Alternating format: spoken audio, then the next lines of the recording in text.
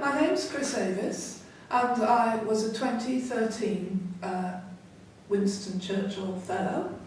I went to Berlin, Copenhagen and Amsterdam, and I was researching the work of artists who are over 50 across those three particular art-based cities, comparing them to the potential for people of that age to exhibit in comparison to London.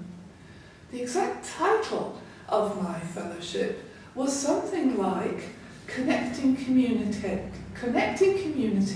Curating and Exhibiting Art of the Third Age.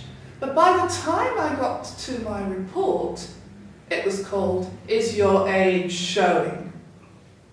Because I essentially found that the prejudice that exists in the art world, in the visual art world, for anybody who's over 45 or 50 is rife. And I really want to change that. I wanted to change it before I started the fellowship, but I want to change it even more now. I've known about the fellowship opportunities for about 20 years. The reason being that my partner had a Winston Churchill Fellowship in 1994. My MA tutor had a fellowship about 1996, and the lady over the road had a fellowship. So I've watched the different categories come and go: health, the arts, history. I never ever thought that it was going to be something I would do until in the last 2 or 3 years.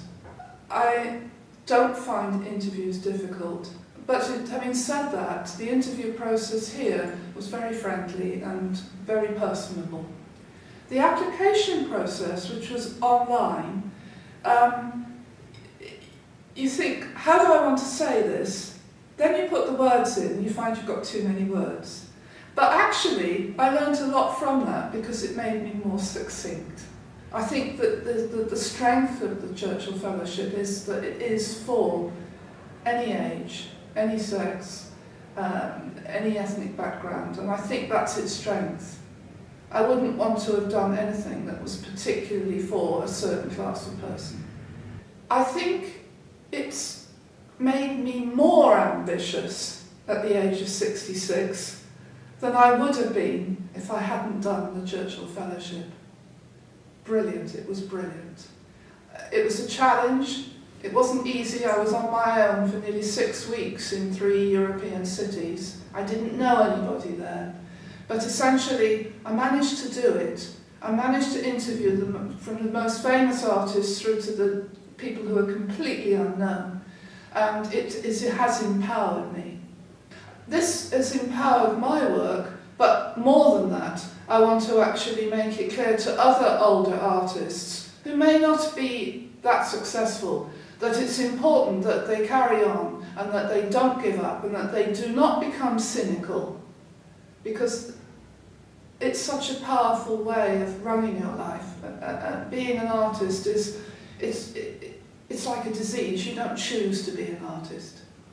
It's important that you do something that you really, really believe in, and that you are clear about what you're going to bring back to the community or the organisation or the work that you are in.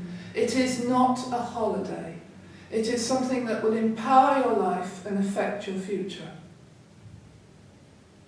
If you've got that clear in your mind, I would advise anybody to give it a go.